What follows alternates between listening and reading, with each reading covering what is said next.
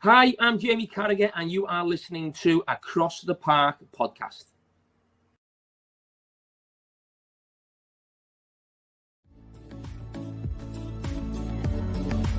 Welcome to Across the Park podcast, the only place you can hear banter and debate from both sides of Stanley Park, whether it be blue or red. Sponsored by Their Clothing, Camper Kings UK, and affiliation with BetMate.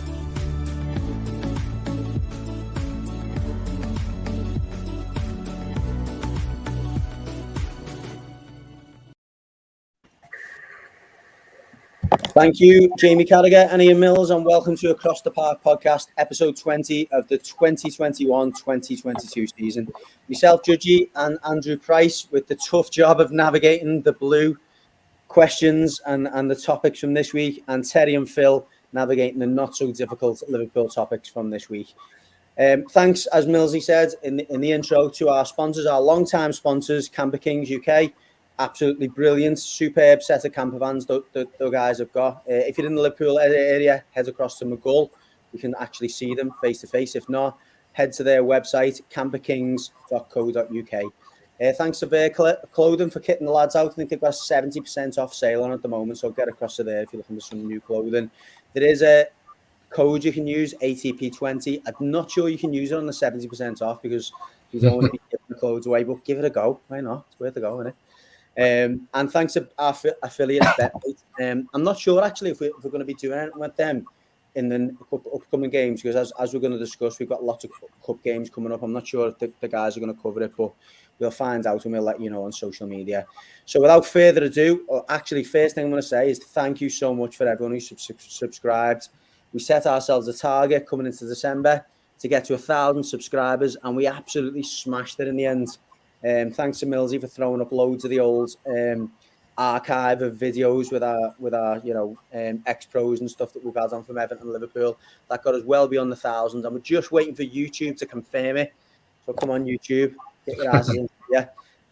So once they confirm it, it means we can add loads more new features like polls, we can do live shows, etc. And it just gives us a bit more credibility as a podcast. So we really appreciate everyone's support. As you can see, running along the bottom there, make sure you subscribe if you haven't already. We are going to start doing monthly draws. Thanks to our sponsors, we'll be giving away some free prizes, and we'll hopefully get our hands on some memorabilia as well. So make sure you subscribe for a chance to be included in those free draws. Now, on to the episode, unfortunately. We just finished there. We'll get off.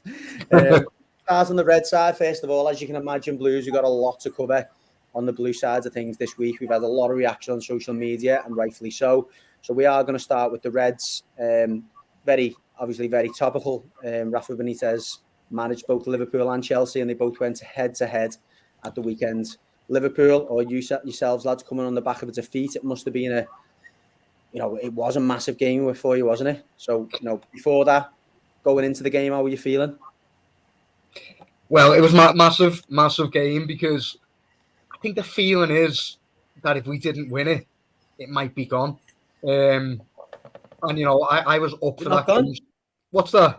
Is it not gone? Well, it might be.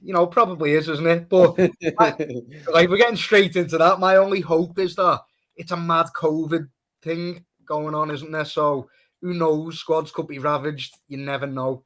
Not that I'm wishing COVID on anyone, but I think that's our only chance, really. But let's stay away from that, Phil. We don't want to be in that territory right now.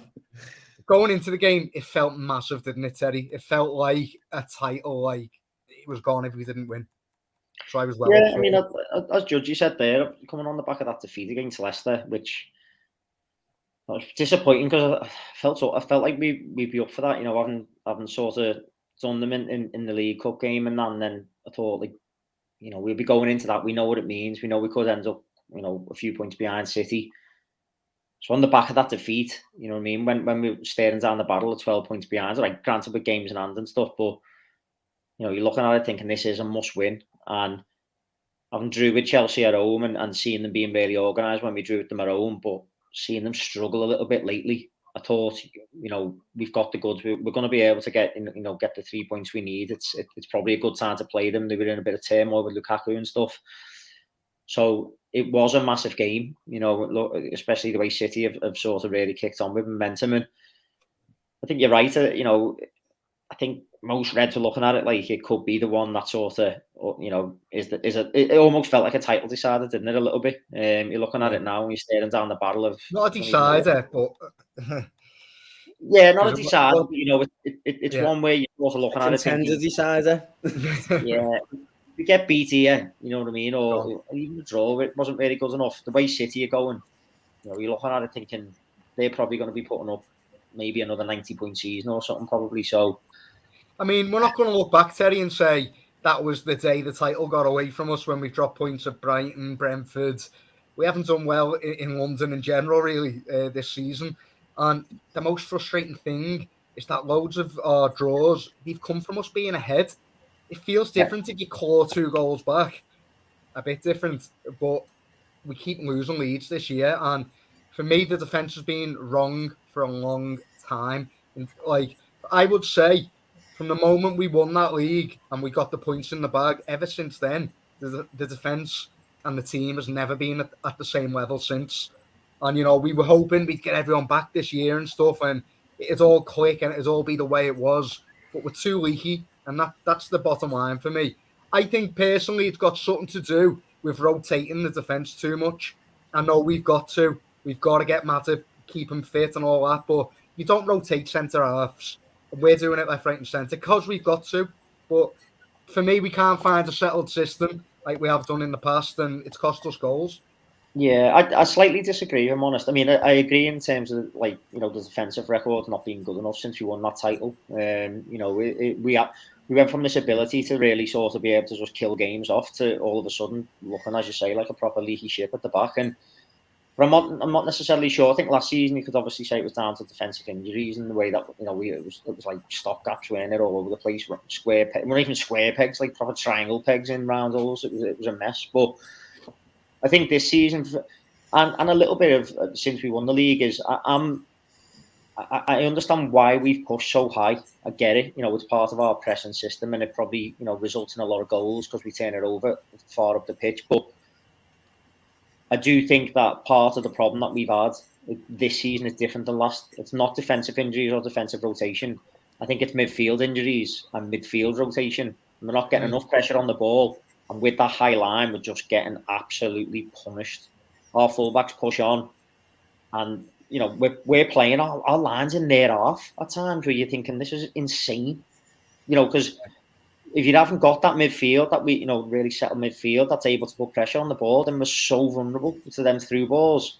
And then you're really requiring Van Dijk, you know, his pace or something to really get us out of trouble, or Alisson coming miles off his line, you know, to try and sweep things up. And that's not new though, Terry. It's not new, is it, that we're doing this high line? We've been really good at catching offside in the last few years. It's like we're so stubborn about that now, though, isn't it? Yeah. Like, no matter the opposition or the injuries or what, we won't adapt. Exactly, and it's that lack of pragmatism, you know, who we're playing. And I've said it. I think I said it a couple of weeks ago when I was on the last podcast. It's starting to feel like a bit of arrogance, you know, where like we don't look at other teams. You know, you're playing Leicester with Jamie Vardy and stuff like that, and it's like your lines in their half. Yeah, and you're not really putting proper pressure on the midfield. You've got players like Maddison and that, and Tielemans who are going to put balls in behind all day, and you've got willing runners in them sides. You've got to adapt to that. You've got to drop that line, even if it's 5 yards. You've got to give yourself half a chance. The way we deploy our fullbacks, the way we have that line so high, and the fact we've had so many injuries in the midfield, because it was such a pairing system when everyone's available, the first 11, but the second you take one player out of it with a different system, we just fall apart. It's like we're all too much of a well-oiled machine. It's too perfect. Every gear sort of like, you know, sits in really neat and tidy, but the second that you throw a Keita gear in there, it's a mess. Just the system goes down. Or you throw Oxlade-Chamberlain, you know what I mean? It just goes to bits because all of a sudden that same sort of dynamic's not there. And I think that's been the killer. When we've had Thiago, Henderson and Fabinho in that midfield this season, it's looked good, very good, you know, very, very solid. And we've looked very assured and very capable. The second one of them's out and you're throwing a Oxlade-Chamberlain in, you're asking Thiago or Henderson to play a different position than they've been playing, or you throw Keita in, or even Milner, you know, at his age, 35, you're asking Henderson and him to do things that maybe they're not able to do at this stage. So for me, it is borderline now where we've got to be more pragmatic, I think. And I think that's what's cost us, really. And if we do end up not getting over the line this season, that'll be, for me, the tail of the season. It'll be, almost not really adjusting in games and to what we're coming up against, and just being too set in our ways of playing this very, very rigid high line system. Is it fair to say, like, sometimes when you win the league, you get a bit of a rub? And this season, like, you're playing Chelsea there, but they've scored that Waldy volley. Brighton, the one for Brighton, didn't he? Where they've scored a screamer. I know they happen, and you've got to sort of take that into consideration. But when you win the league, they just don't seem to happen, do they? It hasn't happened to City. Well, I don't know. I mean, I don't. What season tickets, mate?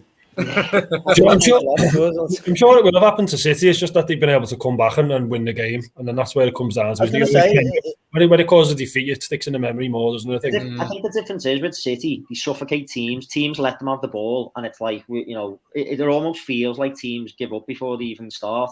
Why wouldn't you look at this Liverpool line and think we'll get a chance behind that? Like, there's 8 inches of space. You've said this like this high line for a while. Sorry, Terry, you've said it. Is that it? Is it like, don't play a high line? No, I'm not saying that. I mean, is there anything else? So pricey. You've mentioned it quite a few times. That's I'm just. It's insanely high. Where you're looking at it, thinking, what the, and when you look at the goals we're conceding or the chances we're conceding, they're all slid balls through. And we're not just playing a high line; we're playing a high line with Trent also getting up the line with Salah. So all of a sudden, you're playing a high line with 2 centre backs, and Robertson or Tsimikas are also up on the other side. So you're playing a high line with 2 centre backs, and you're asking one of the midfielders to almost deploy as like a utility, centre back. But the line's in their half. You surely can't expect strikers to not outpace defenders. I just think it's mad, and I keep seeing the same chances get created. This is where Gomez was absolutely fantastic for us, Terry, because he had that recovery pace alongside Van Dijk, and that's why you wanted him ahead of Matip for a long period of time. And he hasn't came back from injury the same player. That's the thing, no. You know what I mean? Yeah. He's looked poor when he's been given opportunities. It's like his head's not there, or his touch isn't there, and his all-round play's not there. It's like he's regressed to what he was, before he had that big run. So I don't think, I think what you're saying, Pricey, is it that simple? Drop it 5 yards and we won't be in this. I mean, don't get me wrong, we're not in a bad position. We've lost, I think, 2 games all season, but compared to City, it feels like we're vulnerable at the back. More vulnerable, and I personally do think it is down to that. It's the midfield not putting pressure on the ball and the line being so high. If you haven't got your fair choice midfield, you've got to drop your line 5 yards, I think, to give yourself a chance. Because I just don't think we do, and that's I think the issue. We obviously had to play deeper last season because of the defensive injuries and stuff, but then we looked like a totally different team going forward. It's like Terry said, the way in our style of play is so fine-tuned that if you do drop the line 5 to 10 yards, it goes wrong at the other end. It's like nothing can change, isn't it, Terry? It's like it's a set way of playing and nothing can change. Well, yeah, it is and it isn't, because it's still back Mane, Jota and Salah to be good enough to do it up the top end, without, like, still think we create enough chances and stuff like that. It's just, at the moment, as I said before, it feels like one little bit goes wrong in the machine, and it's like, like everything goes wrong. You know what I mean? It's just incidents in the game, Terry. Just before we move on from it, straight away, Mane, yellow card in the first few seconds. Could have been the fastest red in Prem. Do you think we got away with one, or what do you think? Yeah, I don't know. I probably think we probably did, to be honest. We've seen them like really early occasions in games, haven't we, where referees are reluctant to sort of send players that early in a game, a big game, like one that we're talking about it as a title decider, or a potential title decider. I think if we go down to 10 minutes, Stamford Bridge there, the game's very, very different, isn't it? So I think we probably have got away with one. It did look a bit moody, at the time. But I don't know. Why do you think it was fine? Not fine, but for me, there's no, like, you don't see the elbow go forward. You don't see Mane looking at him. And it is very early. If it was against us, I'd be screaming for a red. Like, it is very early. What does that have to do with it? It doesn't matter. Never too early for an elbow, Phil. Well, it was more forehand smash. Well, it's a forearm smash then. Oh, Yeah. come on, It you get away with a bit more out in the first it minute. wouldn't have been out of place in the octagon, that one. If you're going to do it, though, first 20 seconds, isn't it? Yeah, get your late. They got away with one, though. Who was it? Who friggin'... Was it Mount, was it? Who threw the boot in on someone's head while he was down? He sort of kicked through, didn't he? He was lucky because I think if he had caught him in the face, he'd have gone. Oh, yeah, of course. Yeah, He got him on the arm or something. Yeah, the intent was there, though. The intent was there. And it looked from one angle. I said he's got to go for that. But then when you see it from the other angle, it's like it doesn't catch him in the face. So it's like one of them that like one of your kids does to the little brother or sister and just like flicks out. Do you know what I mean? Definitely wasn't intending to harm him or cause like physical. It was just a little petulant. Yeah, petulant. Yeah. Well, I think overall, it's like I look at it and think we were lucky to be 2-0 up. Like I didn't think we were ruthless with the chances we got, but I thought Chelsea were a good side that first half. They pressed like absolute dogs, and we didn't really look like a settled team. We looked a team that was really having to work hard defensively. Yeah, what's weird is, Terry, for me, they weaponised pace, and I noticed that in the first. Early on, Henderson had it and was 3 men on him straight away, and I thought, these are up for this. Like, that's proper well drilled. Why don't you do that against a Milner, Henderson, Fabinho midfield? Yeah, but the weird thing is, though, that's what we do to teams. It's very rare that's ever been done to us because Milner and Henderson are the two of the fittest players in the Prem. So yeah, but there's fitness and stuff. I know. Listen, I love Milner, and there's fitness. He will run for days and stuff, but it's very different than being nimble on your feet like a 23-year-old, innit? 24-year-old. Yeah, I'm gonna come on to that, aren't we? In a roundabout way later on with one. Yeah. But when you got Pulisic just nipping past you and all that, I think the important point, the points you're saying, teams have done it to us, but at the same time, Tuchel's of the same school as Klopp. He sort of followed Klopp, hasn't he? And he doesn't play exactly the same way, but you can see that he's got that same sort of foundation stone of like pressing and stuff like that, you know what I mean, and organisation and like very, very system driven side. So I'm not surprised, and we seen it when we played them at home. They were a good side, very organised and very disciplined, and obviously 2 draws against them this season now, so worked out well for them. But I think a draw, I don't think we can really grumble. I don't think we were like good value for the win or anything. No. If I'm honest, so it's one of them. We've got to lick our wounds now. We've dropped points there across them 2 games, important games in this title race, and now we're basically on City's tail, and just hoping that they slip up, and we've just got to keep doing our business, really. Yep. Okay, well, moving on. Listen, if you haven't listened to the instant match reaction, you must be one of very few. I think we had, as usual, a massive response to our instant match reaction after a defeat yesterday. But for that reason, we're not going to spend too long dwelling on the game because we did quite a bit in that instant match reaction. So you can still catch that on YouTube or on your favourite podcast listening app. 24 hours on, Pricey, or just over 24 hours on. Any different thoughts or any more perspective to put on the game?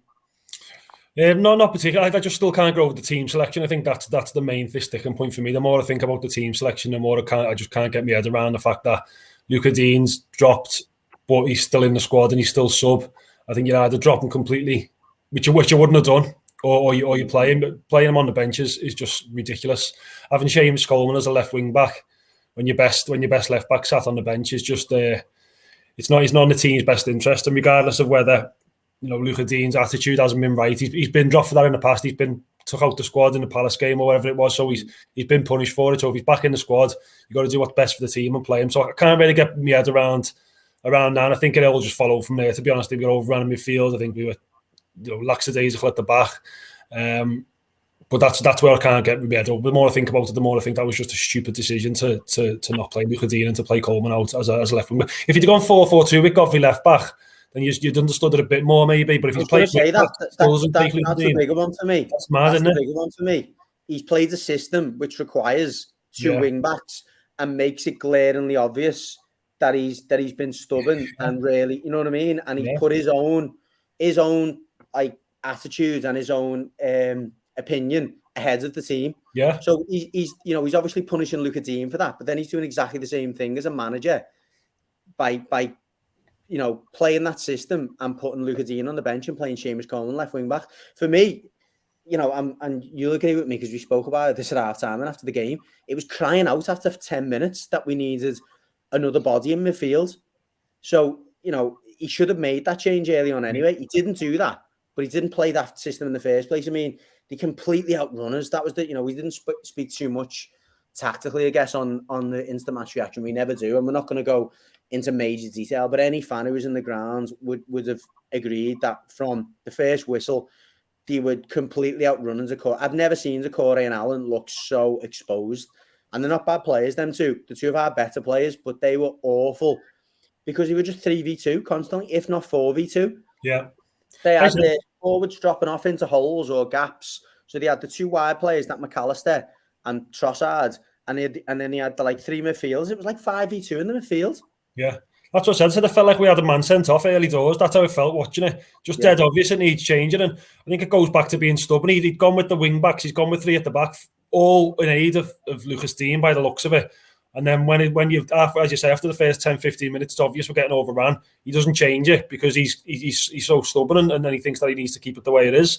I'm not having that proper right now. You know, they look like a well better team than us. They look more organised. They look like they know what they were doing, even on the ball. The patterns of play were a lot better than ours. They're not better. I mean, we've gone about our players in the past. I'm not having that they're a better team than us in terms of players. They haven't got better players, but I mean, they're getting far better out of it because the system that they played and because they played to their strengths and Everton's weaknesses. It was obvious what was happening. So yeah, it frustrated me yesterday, and the more I think about it, usually you've got a bit of perspective and you think, hang on, it wasn't too bad, but I haven't got it this time. I'm thinking it was you know, justified. How much we were upset yesterday after the game is justified when you think about how it went. So yeah, that's where I'm at with it. It's proper frustrating, and I think it was down to selection this time. Did you set up to play counter-attack against them, or what was the plan? No, I don't know. That's part of our frustration. You can't even tell. You can't tell whether the team are trying to sit deep or whether they're trying to press from the front or whether it's a mid-block or whatever you call it, whatever fancy phrase. You just can't tell. It doesn't look like the players are on the same page. Do you think we had the games called off and we've got that much time on the training field to practice? What if it is going three at the back? Then we've got that much time to practice the three at the back. It looked like they were unorganised and they hadn't been drilled at all. And that's the frustrating thing about it. As you say, what were we trying to do? And that's what we were saying after the game. You couldn't even tell what we were trying to do on the ball or off it. I don't know. It was just so disjointed. It was proper frustrating. It was only, and you said it on the instant match reaction. It was only like the likes of Gordon and Amari Gray, who were just individual players who managed to conjure something up every now and again. They, it'd be a little flick up the outside of the foot to kind of create a little bit of space, or they take a man on, or they take a person out of the game with a good bit of skill. That was the only time we got opportunities, wasn't it? It wasn't through like good play or through a switch of play or through a clever little passage or pattern. There was no patterns. There was no good movements. There was no clever bits of play. And you talk about time on the training pitch. Set pieces, we were absolutely abysmal, so bad. I mean, like the goal off the corner with the so basic, the flick on at the near post, and he's just on his own at the back. Well, Michael Keane just flies into it, just leaves him completely. What's that? Sorry, up at the back, weren't they? Yeah. Unbelievable. Just on that, it's a good time for me to bring some of the social media questions in. We have one from Liam saying, "How can we go from being the best in the league at set pieces, both defensive and attacking under Ancelotti, to the worst in the league at both under Benitez?" Or have I just answered my own question there, Benitez? Can I start? Yeah. I kind of answered this question a few weeks ago, and I was trying to be defensive by saying, look, we're missing a lot of big players and stuff, and Yerry Mina and Calvert-Lewin, and at times Richarlison. Still, to a certain extent, is true when you look at Brighton's side, but you look at the nature of the way they were winning set plays yesterday and how much cleverer they were. They had different options from set plays. There was different movements, different runs, different patterns. Like Pricey says, there was some really basic stuff going on. You can tell there's just not been enough thought or work gone into it, or the work and thought they've done, the players are just not having it. So whatever it is, it's poor. So I can only agree with what the listener or follower has mentioned there, that the only difference is the manager, because there's no different personnel in there. The players he's brought in, like Damari Gray, Townsend and whatever, they're not making any difference to the defensive set plays. And the delivery of the set plays, the only thing you could say is he took Lucas Dean out the team, who's the player who supplied most of our Good corners. I mean, look, Gordon was one of the best players yesterday, but it's got to be said, his corners are dreadful. You had 2 corners straight out for a goal kick. Yeah. That's not good enough at this level. No, it's not good enough. And we'll come on to that. Pricey, have you got anything to add to that? No, I just think defensively we look desperate. I think is a word like from set plays, like we're just desperate, like but with no common sense or with no organisation. And the first thing you do is if you're on a run that way, I don't know how many points out of 36, whatever it is, I've seen on social media this week. Make yourself hard to beat. That's the first thing you do. Is just we're going to make ourselves hard to beat. We're going to try not to concede. We're going to get organised. Set plays, particularly, let's just make sure we don't concede from the basics. And we're just not doing any of that. And that's got to come down to how we're being set up by the manager. 100%. It's 5 at the back, not making yourself hard to beat, though. Not when the 3 centre backs don't know what they're doing. So if you look at our goals yesterday, Terry, you've got 3 centre backs are almost lined up in the edge of the area. None of them are going forwards. None of them dropping back. They're just all standing there. At times, they're both competing for the same ball. They're kicking each other to go for the same ball. Playing next to That's not Benitez, is it? But why the honestly, they were so organised last season under Ancelotti compared to this season. You don't have to watch it week in, week out to see the difference. Put an extra man in defence doesn't mean you're better organised. It's the headless chickens instead of 2. Last season, I give Ancelotti, for all his thing about going forward in a couple of the home games that we lost, we were always organised. We always, as a unit, we were always compact and we knew what we were doing. They look so disjointed. It's unbelievable, Terry. Honestly. I know I watch your game. You don't expect players like, international players in some instances to be going for the same balls and not even if they're told to stay on the same line, because that's what they're doing, they're moving across literally like a foosball table. You haven't got players who are like splitting or nothing like that. They've only got one runner running off them. So Morpay, for example, will peel off to the left. You'll have the centre half like Keane, who's in the middle, who'll come across. Holgate will half go for the ball. Then Keane will come across to try and cover him. And then you've got a midfield runner that runs beyond them. And it's like, it's so far from basic, it's untrue. Now, look, there was some individual errors in there, no doubt about that. And there always is when you're getting beat. And I think that's what Benitez said. But they're by no means whatsoever the root of the problem. They're just symptomatic of the things that are going on. You're going to get mistakes when players don't know what they're doing, when they're not sure about what to do, when they're coming across to cover, whether to play short, whether to play long, whether they should be deep, whether they should be high up the pitch. It's uncertainty, like Pricey said before. It's like pure confusion and panic. They don't know what they're doing. They haven't got a clue what their roles and responsibilities are, and that's what's leading to the mistakes. That's why he's making himself look stupid in press conferences now. Saying it's players' mistakes is right, but what the root of those mistakes is down to the organisation of the team. Yeah. It's not like we were doing well until that mistake, is it? It's like that mistake was always going to happen because we're unorganised. That's how it felt. Do you know what I mean? The difference, isn't it? Players aren't blameless, but no. I can't. They've got to be led, haven't they, by the manager? Okay, there's a lot of people talking about the Digne situation. We got one from Sean saying, I've backed him and made excuses for him, but yesterday he had a personal vendetta against the player for the second time, including James Rodriguez, clouded his judgment in picking the best 11 for the club. Totally unacceptable. Rafa out. And then Nick Morris said the decision to play Coleman left back whilst Digne was available is so arrogant and stubborn that it cost us points. He should be sacked on loan for that. So, well, I think we've touched on how we've had. I mean, the first one shows that Sean is it, Sean Pugh.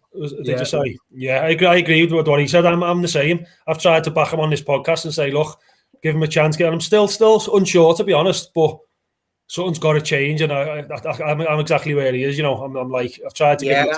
It's uncalled for what he's done there.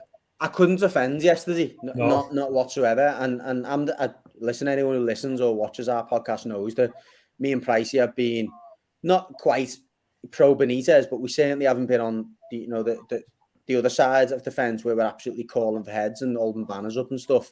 But you can't defend yesterday, no matter who you are. I mean, Guillaume Balaguer's had to go on Twitter today and been absolutely terrorised, and rightfully so as well. You can't defend the decisions that led to yesterday's debacle. And look, just briefly, and Pricey said it before, Brighton aren't a bad side, and getting beat 3-2 would not have been like, if you've seen that result yesterday, good result for Brighton. If you're a neutral fan, you wouldn't be that surprised by it, because they're not a bad side. Anyone who's watched them knows that they are capable of being organised and putting a few goals on the score sheet, and they are a good side to watch. It wasn't that. it was, what we were watching, and again, like we've touched on a few times, and Sean Pugh said as well, what has led to that, the defeat and the manner of the defeat is what really hurts and angers you more than anything else, and it's the anger. Like, again, I've walked out of games this season thinking, listen, it's early on. Some of them players need to go, blah, blah, blah, putting all the stuff in the mix that needs to go in the mix. But yesterday, he's the person who's got to take the flak. Well, Millsy put a poll on Twitter just saying Rafa out, or who wants Rafa out, who'd back him and who'd sack him. And at the end of the poll, it was 89% for sack him, and obviously only 11% wanted to back him. Some of the comments we had on there were, anyone who wants him to remain is also part of the problem of this club. Begrudgingly Blue said Mashiri needs to go with him. That's number one. Number two, Benitez should never have gotten the job in the first place. What do we think he was going to do at Everton that he didn't do at Newcastle? Other comments, I miss Allardyce, laughing faces. How do we stop the rot immediately? Some people, Banterhor said he's undecided. The squad is woeful, and Ancelotti knew it. That's why he got out. So there's a few people backing him saying it's the squad, it's what he's being told, but most people want him out. 89% to 11%. Timing's everything, isn't it? Timing's everything. Put that poll out after our next game, and if we get a good result, you probably find it'll be low 80s. I think the last comment that the guy Banter something said is spot on. You still can't look past the fact it is a poor squad. It is a disjointed squad. I don't know. I'm probably close to him, to be honest. I'm somewhere in between him and Sean Pugh, where you go and look, I've had enough. But also I'm thinking, is there anyone else who's going to do anything with that group? Is it a case of, if we're not going to go down, getting it to the end of the season, getting some more of these young players on the pitch like we've done yesterday, getting enough points to stay in the league? I think I said to you, Pricey, the other week, and Millsy, would you take just about staying in the league and having another 4 or 5 young players getting time on the pitch and being ready for next season, and then getting a good window under our belt again? I think most of the Blues would have been happy with that. So look, I think the one thing you can't ignore, and this is as much as I'm going to say, is him being there is really making the atmosphere worse than it has to be, and that's the bigger issue. And again, someone made that comment on Twitter. That's been the point from day one. People have not wanted him there and have been so against it from day one that it was always going to be knives out as soon as the results started to go against us. Yes, in order for that to not be the case, he has to be successful and he has to win something. And even if he wins something, that's just getting people even. It's not even getting people on his side. For a lot of people, we're so far off doing that it's sort of making me feel like we might as well just cut our losses. I'm at that point at the minute. Like, why don't we just cut our losses? Spurs done it with Nuno, didn't they? Just said, right, it's not happening. Cut the losses, bring someone else in. The only difference is they had Conte available. As Judgy said, if we got rid of Benitez, I'm not sure who's available that can come in. That's the same old question we had in the summer, isn't it? But I guess, can you afford to cut him as well, though? He'll take a big payoff, wouldn't he? Yeah. You'd imagine so, yeah. I'm not even going to go there, Terry. We've argued about that enough. I think Benitez has been quite naive in underestimating the role that the crowd has got to play at Goodison, because when you look at the Arsenal game, all right, I know Everton went great in that game, but they ran and the heart was it. The players' heart were in it, and it got a result, and you were all made up. And that's because of the crowd on that night, wasn't it? The crowd was like lifting the team.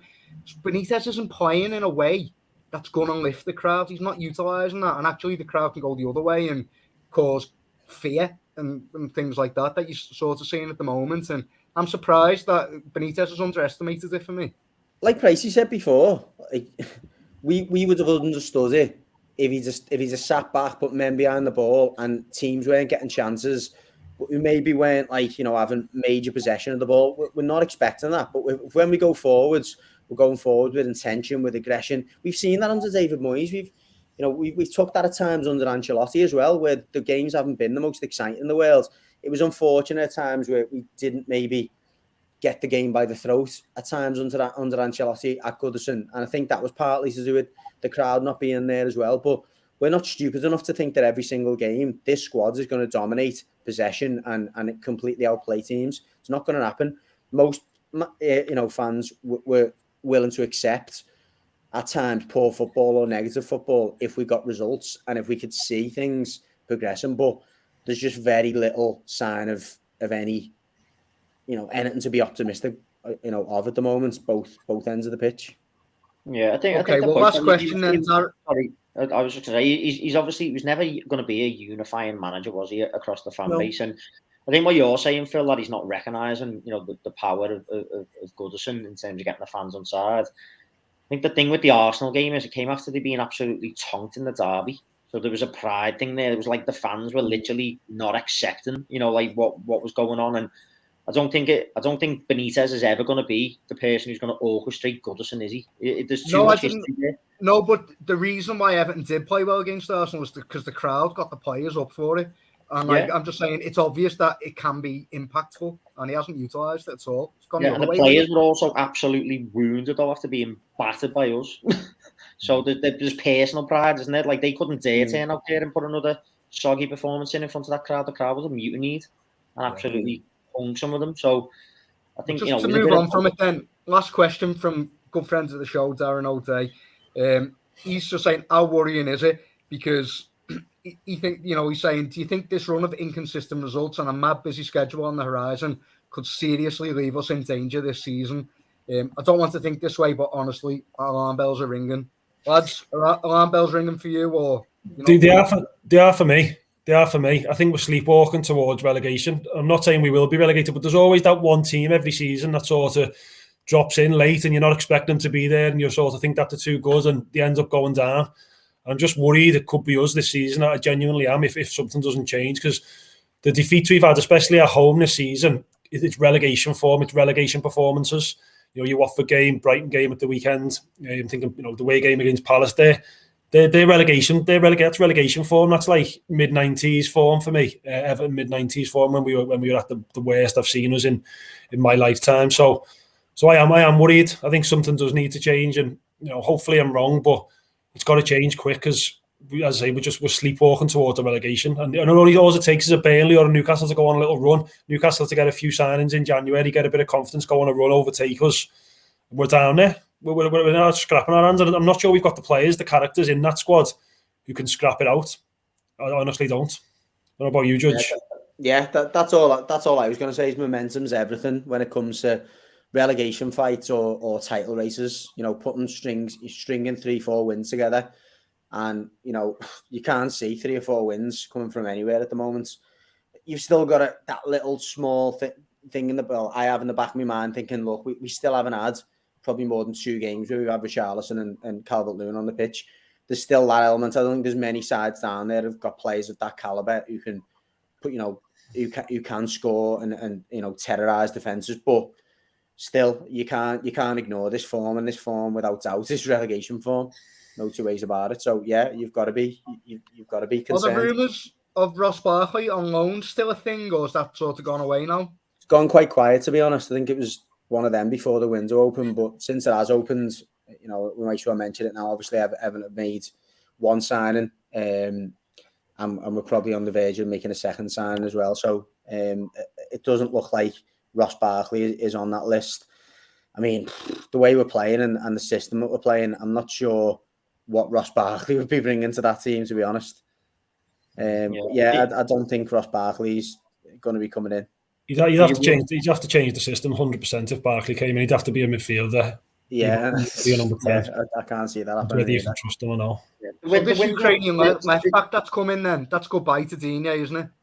Yeah. Yeah, it's got to be, hasn't it? I mean, we are desperately short of left backs anyway, but there's no way we're spending 17 million on a player in this climate, in the situation we're in without having strong assurances that someone's going to take Luka Digne off our hands, and it looks likely it's going to be Chelsea.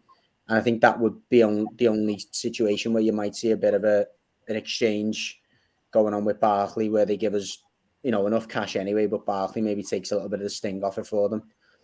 But I don't know. It's Are you worried that obviously it's interesting now the window, isn't it? Because obviously you spent a little bit there, but you just mentioned Newcastle being able to go on a run. I mean, is there any danger they go in the window and actually spend some money? You know what I mean? And could that be the kick that gives them a little bit of a push up the league? If yeah. Trippier's on the top of the list, then I'm not concerned. If they're going to spend half the money on Trippier, then no. But yeah, You know what it's like though. It's just a face coming in, a couple of faces who are better than what they've already got. Trippier's not going to take them into Europe, is he? But he's better than what they've got. It's improving their squad, lifts their morale and all that type of thing. So you know, waits to be seen. There's no way they can attract and if they're bringing anyone in. But I think if they do bring a couple of players in, I can see them getting a bit of momentum behind them. Of course. Okay, well, yeah, let's move on, please. Okay. So briefly, we touched on it before. Well, you've got 2 games coming up this week. You've got Arsenal in the League Cup. You know, you've obviously had issues with your squad over the last few weeks. Are you expecting Klopp to shuffle the pack over the next few games? And if so, and it's just for the last question that we had, and the question that was for you guys was about the form of Jordan Henderson. It has been mixed. I know Phil, both you guys really are massive fans of Jordan Henderson. Phil more so, but both massive fans, and obviously he has been a brilliant servant. I've been getting the feeling, like we had a little bit of a brief chat, that he's starting to maybe go over the other side of a hill. That was a question from someone on through our website today. Not sure who it was, Phil, but so the question. It was Jack. He said, for me this season, Henderson struggles to keep up with the pace of the game. Not sure why Milner started over Keita yesterday either. Fab had a bad game as well. He usually really likes Henderson, but lately he doesn't think Henderson's been good enough at all. Yet he still gets a start every game. Do we need to invest in someone now whilst we still have time to bed them in, as opposed to being in a position in a year or two having to pay over the odds as teams know we're desperate? Yeah, well, I mean, I sort of touched on it a little bit before, didn't I? That I think, you know, the argument that Henderson's over the hill, I think is a bit of a stretch. I wouldn't say he's over the hill. I think, you know, where we've seen the best of him this season, and even in a couple of seasons, you know, gone past there, is when he's being moved a little bit further forward, just seeing that he's got way more in his repertoire that I think some people, you know, thought he had. And take the derby, for instance, I thought he was absolutely magnificent, but in them games where he's looking really good, it's when he's got the base of a Thiago and Fabinho behind him, and he's not doing that wreck and play anymore. He's not like having to do a lot of the defensive doggy work. It's all of a sudden you can see him sort of blossom a little bit. You know, he's getting his head up, he's putting balls over the top, he's scoring goals and stuff. So I think that's where he's been really good, and he's maybe not being asked to do as much of that high energy press that he's being asked to do over you know, his time under Klopp, but. You know, I certainly agree that once, like I said before, once we're missing a cog out of that midfield, all of a sudden you're asking him to, you know, wear the responsibility of really getting about and being dead busy and stuff. And it just doesn't suit him anymore, you know, and it's been a little bit of an argument, an allegation against him, hasn't it, in the past, where we've said against the really top draw technical midfielders, sometimes he can look like he's running in straight lines and they're sort of zigzagging him and stuff. And Napoli away a couple of seasons ago, Phil, where it was like, absolutely, like it was like chasing shadows. Similarly, when we see it sometimes against City, you know, Bernardo Silva, it looks like we can't get close enough to them types of players. So I certainly think, you know, there's definitely still a place for him, but a little bit more advanced than he's played under Klopp. But I don't know. I think he can play anywhere myself, Terry. I just think it's who he's playing with. I think Jordan Henderson adopts so much responsibility. Like, it looked like it might have been his fault for the goal, for one of the goals where he's tracking back, but he's nowhere near Pulisic. No. But we've lost the ball in transition, and as the ball gets fired into Salah, he steps up because he's meant to be the most advanced midfielder. Then we lose it, and then he turns around and he's gone. Pulisic is gone, but it looks like he's the one chasing him, and he's too slow to catch him. Yeah, and I think if you're playing Henderson next to, I don't know, Milner and Keita or something like that, what he's trying to. He's trying to do everyone's job. He's yards off it. If you give him a defensive centre mid role next to Fabinho, and then you've got an attacking player, he can play that role just as good as anyone. But he can, but no man's land for me. Even you say that, but then that's what we've done. And if you think about it, in the Leicester game, so we played Oxlade-Chamberlain, Fabinho, and Henderson. And Oxlade-Chamberlain is definitely the more advanced in that. So you're asking Fabinho and Henderson to be the sort of midfield base. Fabinho's been miles off at Terry, and Henderson's he's not in good form either. He hasn't came back in good form and stuff. But at the same time, you know, in them games, Henderson isn't playing well either. You can't describe and say it's Fabinho's fault Henderson isn't having a good game, because I don't think it is. I think he's also looked in them games a little bit, as you say, half a yard off it and stuff like that. But he hasn't looked half a yard off it when he's playing as the advanced midfielder. And that's where I think there maybe is a little bit of that sort of agility or recovery or something that's sort of... But as I said before, when we've got our first choice 3, he looks fine. But it's, as you said, it's when someone comes in to play alongside him, you know, you're asking Milner and Henderson for being on midfield there wasn't good enough. It wasn't agile or you know, sort of quick enough, whether that's because Milner's age or Henderson's struggling a little bit or Fabinho's out of form, it just wasn't good enough. But even when Henderson and Fabinho were playing behind Oxlade-Chamberlain, you know, the best that Henderson's been in attacking mid-role this season, and they're the big games where we've seen him really don the game, you know, like boss it, and he's been brilliant. So then I'd rather we play him there and sort of, you know, look to solve the 2 players behind him. Like if you're going to have Fabinho, if Thiago's not going to be fully fit all the time, then you've got to sign someone who can also play alongside Fabinho. You know, whether that be someone like a replacement for a Wijnaldum or something, because I don't think the problem is necessarily in the more advanced areas. You know, when we've got Henderson fit, he can do that job fine. I think the problem is, you know, the backup options that we've got. Thiago's fragile; can't play every game for whatever reason. Oxlade-Chamberlain's not good enough. Keita's patently not good. I would have played Keita against Chelsea there. Absolutely no. The pace of that game, no, at all. Don't trust him at all. He's only had a couple of half appearances here and there in the last couple of months. There's no way you're throwing him in there. Milner was the right man. He was the right man, but that was all we had available. But that's the problem. I think, you know, the question that the listeners asked is, should we be looking at that and addressing it now? And I think the next 2 or 3 windows for us are vital, because we've got 3 strikers that if we don't sort Salah's contract out like ASAP, 3 strikers out of contract in 18 months, and when them contracts finish, they're all 31. So you need to start thinking about that now. You know, at least probably 1, if not 2 of them might have to go. You know, because if you're not going to let them, all 3 of them, run their contract down and see 200 million quid worth of talent walk out the door. At the same time, you've got Milner's 35, Oxlade-Chamberlain can't stay fit, Thiago can't stay fit, Keita can't stay fit, Henderson's 32, 3. So there's definitely areas that need addressing now. You know, in this window and the summer, I think are big windows for us, particularly with Edwards going as well.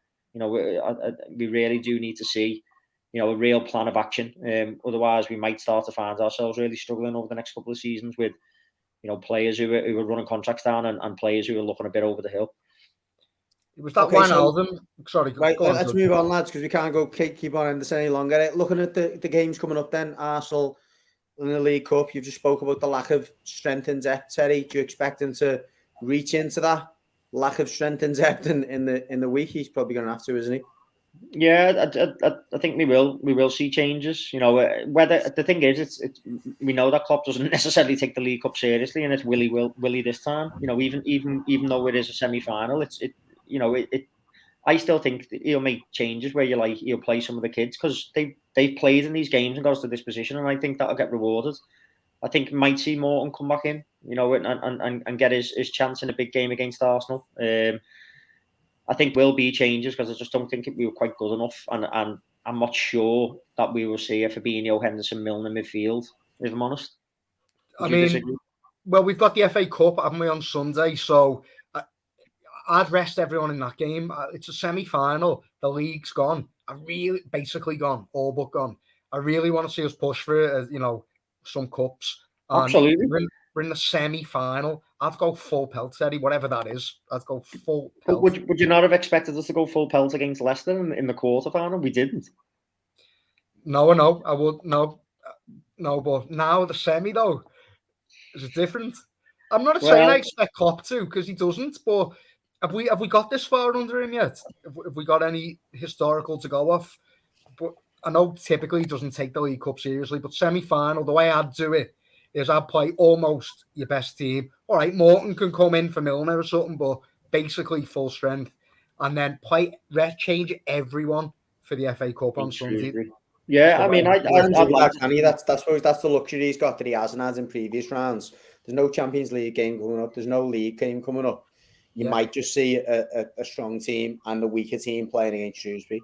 Yeah, that's what I'm hoping. I absolutely agree. Which will really please the Shrewsbury chairman again. Yeah. Teddy, does the Chelsea result change how you look at this Arsenal game? in terms of, well, the league's probably gone. We need the cups. Well, I mean, it shouldn't do. Like, I hope that this Liverpool team don't think the league's on, because although we might be saying as fans, I absolutely want us to keep putting the heat on and right to the last week. But will Klopp make that calculation? Possibly. And, we've cruised through the Champions League group. That doesn't start till till near March, isn't it? End of February, early March. So, and as Judge just said there, we've got Shrewsbury in the FA Cup at the weekend. Why not play your strongest team and at least, sort of maybe get another step towards a domestic final? You know what I mean? We haven't had enough of them over the last couple of seasons, actual domestic cup finals. So I'd like us to go full strength. I agree with you. And that's what I hope we do and I hope we see. And hopefully it reconciles it with Klopp as well, in terms of that he does take it serious. And if we do get to a final, that he sees what it means to the fans.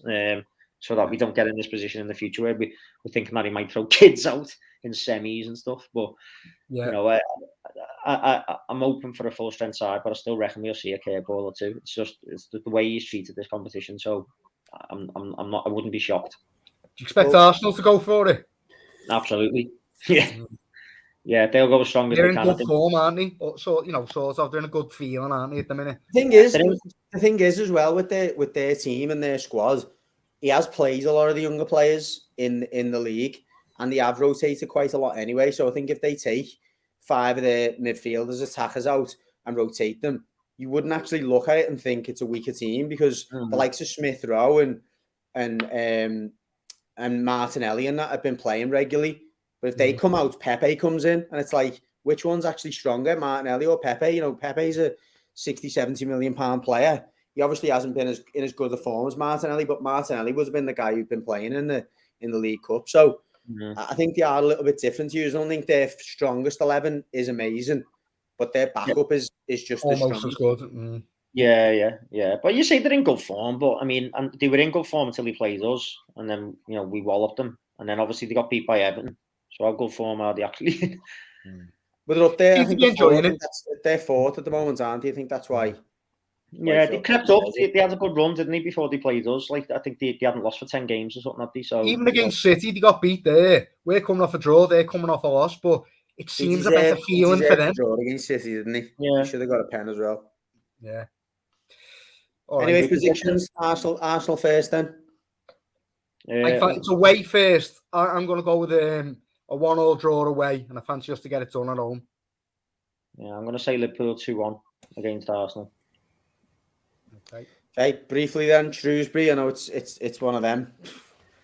Yeah, until we know what the lineup looks like against Arsenal, it's hard to even know what the lineup will be against Shrewsbury. As we said, we hope we go strong against Arsenal and not against Shrewsbury. It's so difficult, isn't it, to sort of call FA Cup games? It's just sort of like splinters there, Teddy. What? Getting splinters in your house there, lads. Oh, yeah. Well, I mean, fully expect us to win whatever team we put out. Sound like Rafa there, Teddy. I can't give a prediction of any sort of players or way we'll approach it. Hopefully we'll see. I'm not asking for the approach. I just want to score. It's for banter. Just the score of Liverpool 3-1. Okay. Phil, I went 2-0. Oh, did you? Sorry. Okay, well, we're going to finish off with previewing our FA Cup game, Pricey. If there was ever a year to go on an FA Cup run, this is not it. So Hull away, obviously on BBC One at 5:30 on Saturday. Again, I suppose. I mean, I can't see us not going as strong as we can go against Hull, to be honest. The old cliche, they need a cup run. We could massively do with a cup run as a club, and I think Benitez will need a cup run as well to try and get back on claw back on side a little bit. But the telly will be certainly hoping and expecting that it could potentially be a banana skin for us. That's why we're on the telly. Not only the telly, mate. Most of our fans will be expecting that as well. No, do you know what I mean? That's what it feels like. I'm not going into it thinking, oh, it's Hull. It's a win. No.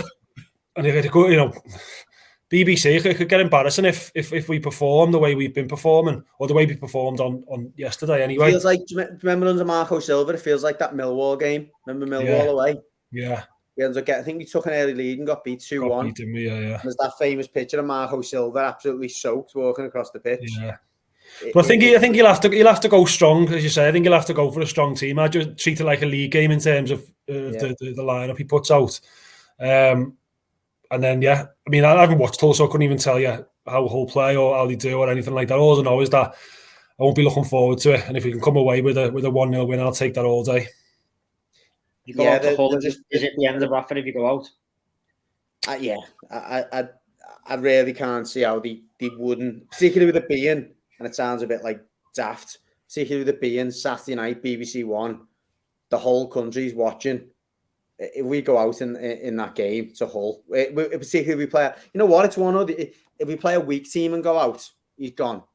If we play a strong team and go out, he's gone. It's like there's no two ways about it. I think if he loses, I wish Millsy was on the pod because I'd asked Millsy the question: would you like to lose that game to make sure you get rid of him? Because I reckon Millsy would say yeah. You know what? I think that's an interesting poll. I think that's a very interesting poll on Twitter. I wouldn't. I'd want to win the FA Cup. I don't think we're quite as far gone as some of the other fans are. Yeah. Whether he goes or not just depends who they've lined up transfer-wise in January, doesn't it? If they've lined up 2 players who he wants and they've pretty much over the line, they're not going to sack him because he's got... Think about it though, if you look at the profile of the 2 players, they're both young players anyway, young fullbacks, highly rated, you know, players they're going to both have selling value. You know, Mikalenko has been on the radar of most European clubs for a number of years. Not mega money we're paying for him. And Nathan Patterson, again, is very highly rated. And I think Gerrard was the one who dug his heels in the summer to keep him. And after he left, the board basically said to Van Bronckhorst, don't be playing him because he's getting sold in January. Yeah. So both players were like, you know, if they were 40 million players that were 28 and there were only players you could play under Benitez, then you were thinking, hold on, we've put our eggs in that basket. But I don't think they're players that are going to stop a manager from getting sacked, personally. No, true. I just mean if there's any others lined up and, you know, if he does bring a few more players in this week, if he brings a few more players in this week, then I'd possibly buy into that or believe it. But I don't think those 2 players suggest that the club are really backing him. I think they're looking at who he's asking for. I don't even think they're 2 players. I think they're 2 positions that he's asked for, but I'm not sure they're 2 players that he's went, I want them to. Do you know what I mean? They just don't. But it goes back to that thing of who's picked them then, doesn't it? Because Brands has gone. The Brands signings that we're still bringing in, even though he's gone. Goes back to that. Or rather, just we've got a recruitment team anyway, haven't we? Brands was the director of football who takes information, we believe, from the recruitment team. But like any club, we've got scouts out there. Mm-hmm. So there's been scouts saying, look, these are players that we could potentially get, and they fall in that under 24 bracket. So I'm not so sure that I believe that those signings mean that Benitez is unsackable or is less likely to get sacked. So going back to your question, yeah, he definitely gets sacked if we lose to Hull. But anyway, assuming that the game goes the way that we expect it to go, what do you think, Pricey? I'll just go for a scraping a victory by a one goal victory, whether it's 1-0, 2-1. I'll predict us to win. I think we'll win a little bit more comfortably. I think it'll be 3-1. I just think some of our better attacking players might be a bit too much for them. And I actually think some of the defensive players we've got belong in the Championship and they'll probably feel like it's their level. Michael Keane and Mason Holgate more than anything. I think we've got enough players in there to deal with the physical side of it. I think they're not amazing at from set plays, as I understand Hull, which is better news for us. But they do get a lot of crosses into the box, so it'll be interesting to see how we deal with that. But yeah, I'm going to go for 3-1. 3-1 and Mr. Benitez stays in the job for one more week at least. Okay, well, that's it from our first show. Just about got under the 1 hour mark. Apologies for those who don't like it this long, but it was hard to not really, take any more time with the amount of, attention that we got on social media. Obviously, a very, very difficult week for Everton. Hopefully, we don't have too many more 1 hour episodes for that reason. We'll catch you in our next episode, Game On. And yeah, take care. Thanks for tuning in.